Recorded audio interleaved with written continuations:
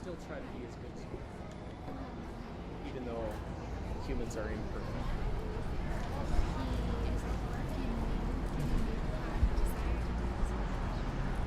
So who does God and Jesus look out for in this world? Who do they look out for? Who do they care about?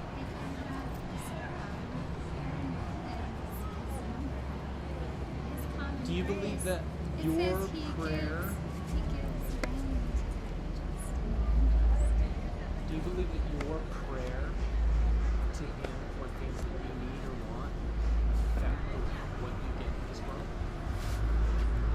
Do you believe that you could pray for certain blessings and God will listen to you and potentially answer your prayers?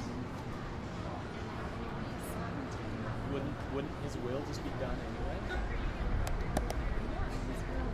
So why pray for it? Because I think our prayers are something that God does. So you think that He ordains the means as well as the end. But it, is the way to say it. But it He ordains the means as well as the end. if it fits into the equation, then you believe that your prayer can potentially the Let outcome me check my phone. of God's will. No, if it might be couldn't, 5. There's no reason to pray. If you pray and you're showing It your is faith 5 right now. Oh, I've got to go. I have to pick up Courtney from the library. is so strong, then you believe that God will I'll see you guys later. I have to pick up my sister. So, Oh, see ya. I'm sorry. No, Bye. you're fine. See ya. Bless you. Thank you. Hug. Thanks for coming. Of course. Say hi to your sister. I know.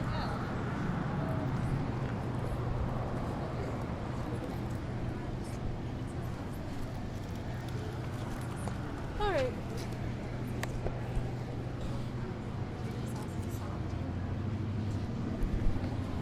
To me, that's just nuts because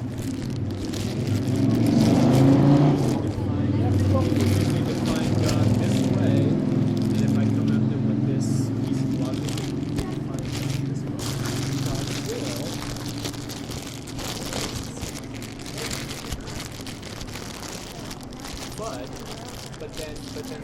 But then people are complaining. They're like, no, God, this is His prayers.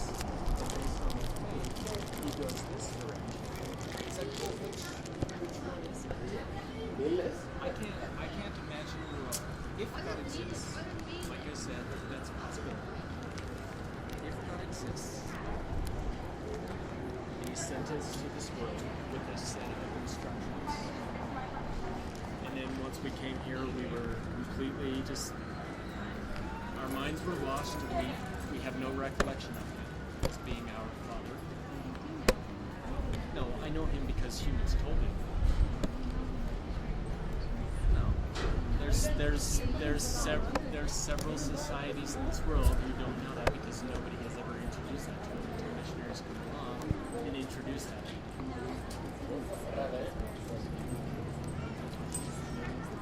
Well, of course they use logic, but they don't. Justification is very normal. They don't go, you know what? This is called logic. That must mean that there's somebody in the sky that is bigger than us. No, that concept comes from hate. We are scared of the unknown. We are scared of we have to have a beginning and an end in our minds.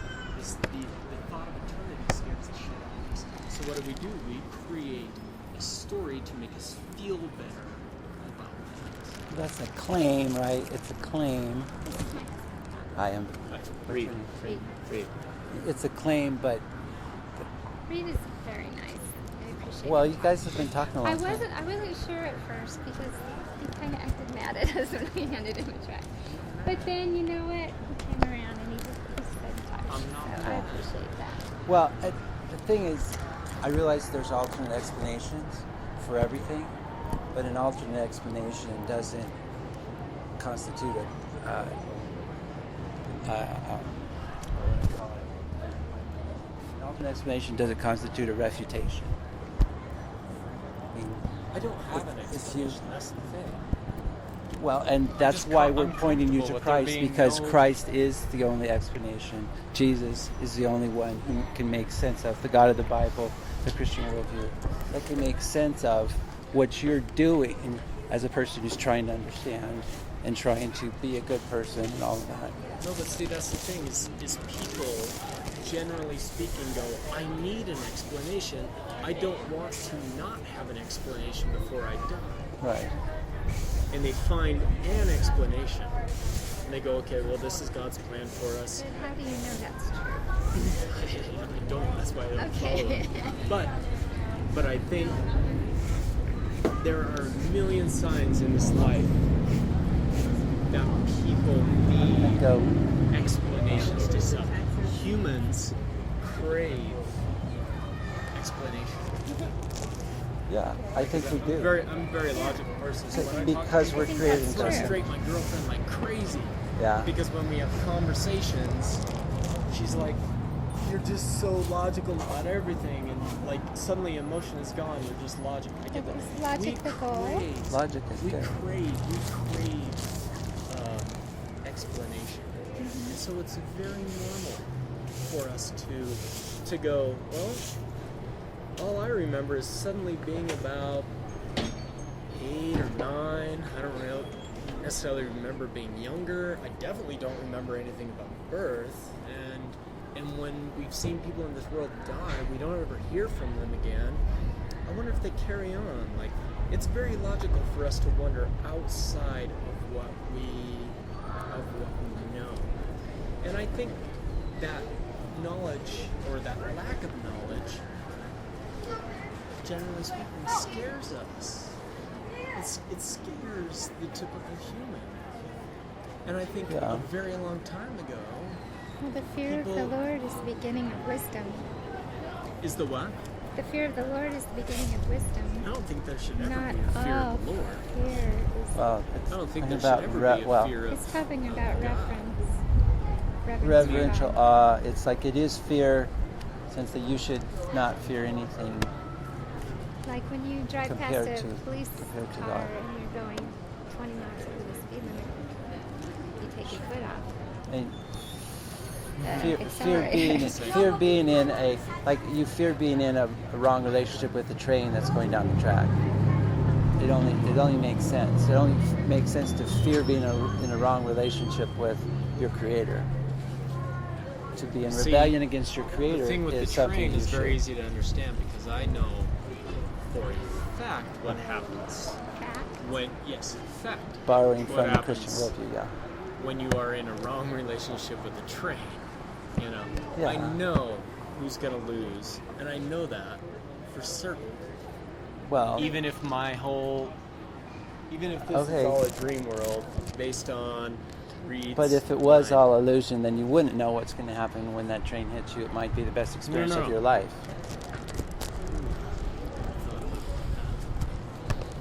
I mean, if it's all an illusion, you But can't know. What I mean anything. is, the fact is, in my mind, even if that's an illusion, the fact is death. True, it might be the best thing in my life. Maybe death is the best thing in life. I don't know that. But what I do know is the fact is, it's death. It's death. It's death. It's death. But could you be wrong about that? Nope. I don't know anybody who's run head on with a train and So there are some things you lived. know that you can be wrong about. in this world, in this telestial world, yes. Even though I know that those facts could just be, you guys might not even exist. It might just be me. This whole thing, everything I see, perfect things, imperfect things, it might just be my mind. But there are facts within that little thing. But you could That know little they're word. facts. But right, you can't. But see, at the very basis of it all, if it's not, there's not someone who has knowledge. It's not someone who is the governor, the creator of everything. Then, when you ultimately try to put yourself in that place as the ultimate thing, the ultimate, that's the problem of Determiner of all of us. In that's what happened to us in the fall. That's what the temptation was. You shall be as gods, knowing good and evil. you'll be able to determine for yourself. You can be your own ultimate standard. That was the carrot that was held out by God's enemy and our enemy. And it's the thing that all of us have inherited from Adam. That's our natural tendency to want to make ourselves ultimate instead of God. But the claim and the call of the gospel is to turn from that idolatry and to turn to the one true God and admit that we need Him who is ultimate. I think it's very okay to start with ourselves. I think humans don't. A lot of humans don't give themselves the credit that we deserve. I mean, you look at certain. I know that to a certain extent, religion and science have a battle, but at the same time, a lot of religion can, give kudos to science. A doctor who fixes somebody that you love, they're very sick, and you're like, it's God's hand at work. In my mind, I'm like, no, this is a human at work, and we're constantly making progress. We learn a little bit, and we pass that knowledge on to a younger generation, so they build on that, and they learn, and they grow. Like, humans are doing amazing things. I think that we don't give enough credit to the actual human being. Well, and in my world, the only thing I know for a fact, is me and what I project is this. And like I've said, Illusion. How do you know that? because it's within me. It doesn't mean that fact maybe works for you, but like in this world that I walk around in. How do you know your perceptions are true? Because I see them in action and they continually work. How do you know your senses are So right? if you try to make yourself the determiner of reality, the determiner of truth and falsehood, the determiner they are for me, and when I continue to live by those, they keep proving themselves as true, and they keep harmony with everything that's around. I think the reason why it works to some extent, Reed, is because... Hold on. A quarter-pound cookie? That doesn't exist. You don't have to eat it all at once. See, the thing is, now, we believe, and I think we have a justification for our belief, because you're creating God's image. You're forced, and you're living in God's world, you're forced to borrow from concepts that make sense in a world that is created and governed by the God of the Bible, the one true God. But yet you are in rebellion against Him because of the fall. So you can't really make sense of what you're doing. It's like you can count, but you can't account for your counting, as someone has said. But if you can do science, but you can't really account for what you're doing. Here's a question. If I don't necessarily believe in God, but I still live my life in a way that you might consider a good life, something that God would approve of. If I live my entire life that way, but yet in my mind I don't necessarily think He exists, how does He judge me in the next life, generally speaking? Because of the fact that you lived your life in that way proves that you do know in your heart of hearts. So even if I cross over and I go, oh, wow, now that I've crossed over, God actually does exist. And He goes, yeah, you just found that out. And when I look at your track record, you lived a pretty good life. You wouldn't have just found it out because the fact that you're using... No. Maybe I lived in a way that deep down, like you're saying, was in accordance to God. But what if I never, like verbally and in my heart, I never actually believed in God? What if there was a sealed off society that never knew about God, and yet I lived in a way that was very godlike, but I'd never even heard the word, the concept of anything else after this life. And suddenly when I die and I think that's the end, I cross over and I go, whoa, there's an afterlife? It would be evidence that you're created in His image, and the reason you would be living that way. It very might be evidence, but how would God look at me? What would He say to me? He goes, you never knew anything about me. But ever, but you live this amazing life. Well, but that's the God of the Bible is not going to contradict himself when the whole book assumes and specifically says that every person has a sense of the divine, and it's a sense that is so real that no one has the excuse. I don't believe every person has a sense of it. Not at all. I understand you don't because you're not in the kingdom of God yet, but that's what the Bible teaches. I see a lot of. I mean, okay. That's what the Bible. I told them this before. I grew up very, very much Christian, but yeah, I have seen a lot of people who grew up with zero religious. Their only knowledge about it, their only sense of it, is based on what, like you see constantly your whole life. You see movies, you see basic things that Jewish people believe, Christian people believe.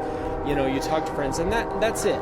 We're all instilled with this, generally speaking, because society has it all over the place, so we can't avoid it.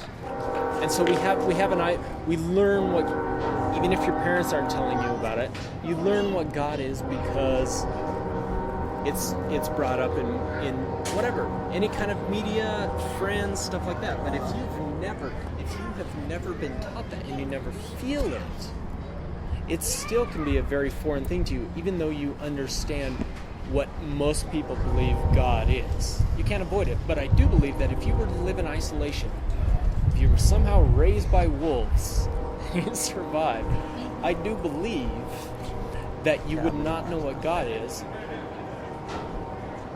And it's not instilled in you. Yeah, and I understand God. That's what you believe. We don't believe that because the only basis for knowledge is revelation from God. And the revelation from God says everyone is aware of him. Everyone is guilty before him because they reject the knowledge, the light that they have. Naturally, that's what we all do. So right. We're created in God's image, and yet naturally we also rebel against God, which is a contradiction in my mind. Well, okay. But why would he put us on this earth with our physical?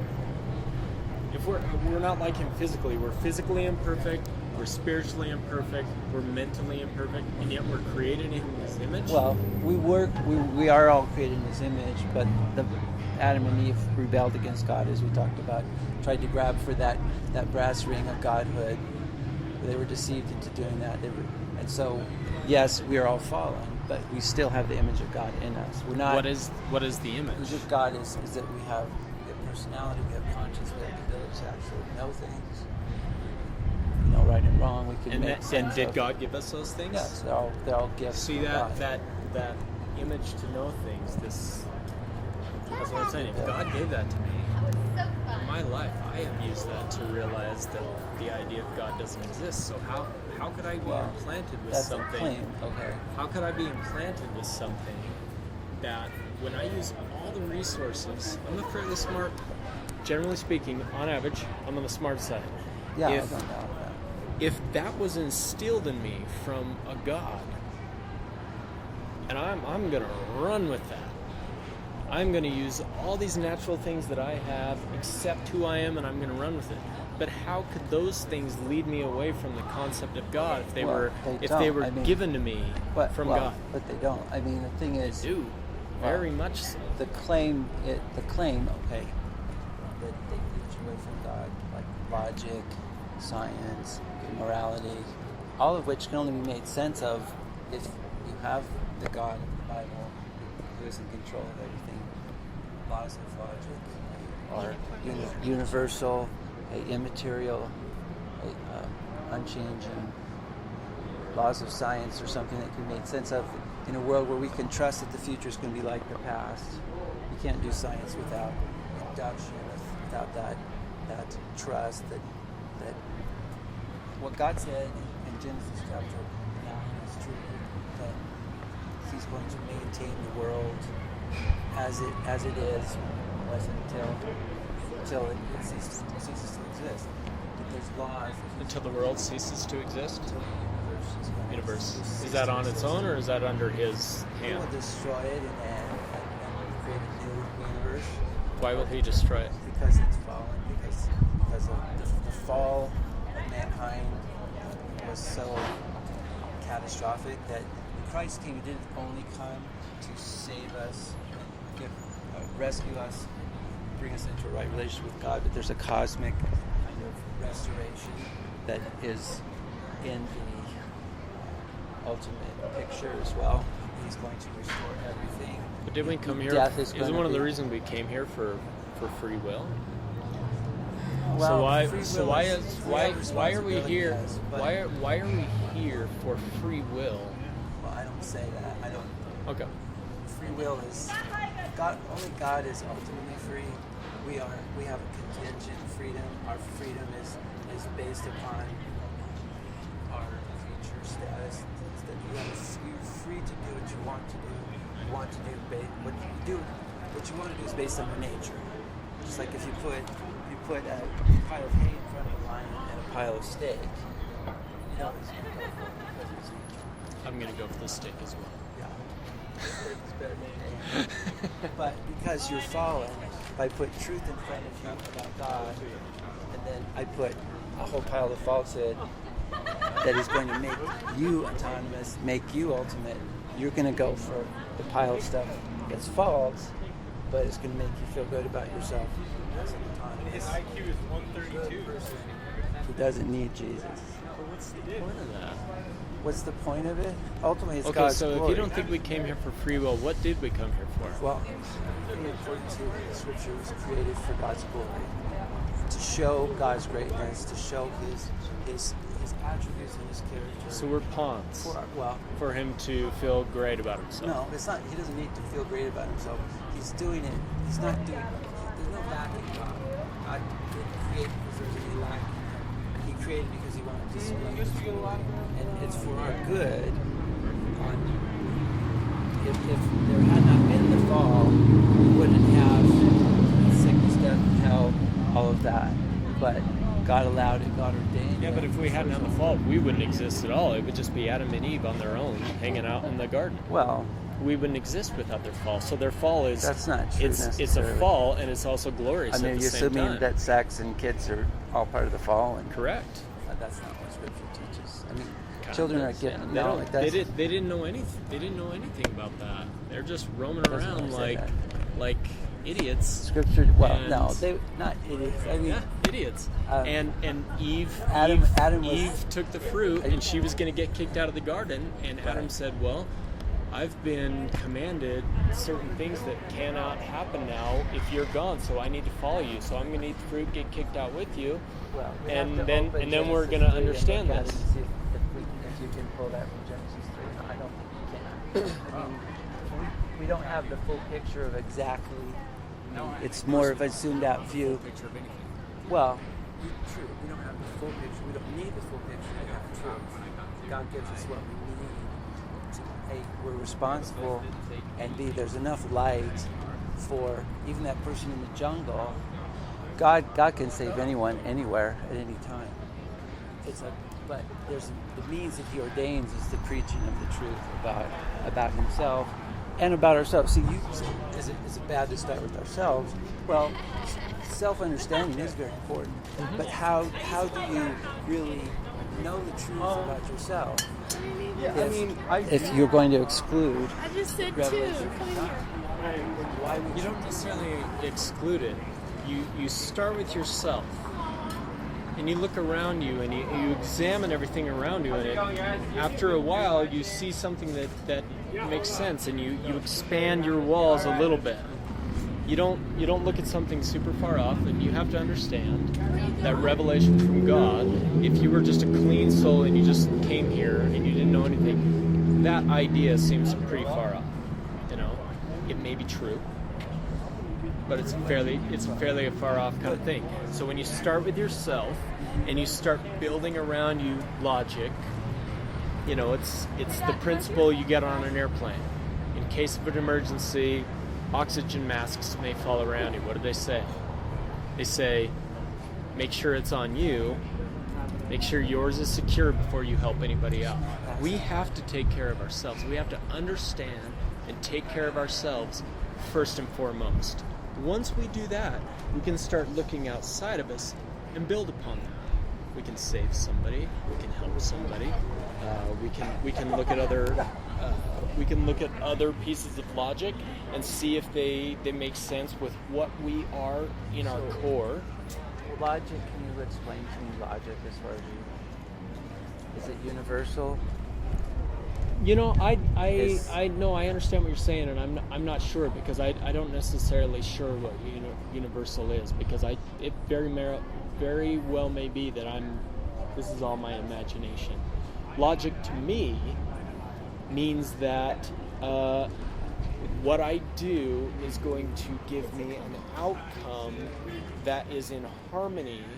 I'm pretty sure it's going to give me an outcome that is in with harmony with the way that I want to live.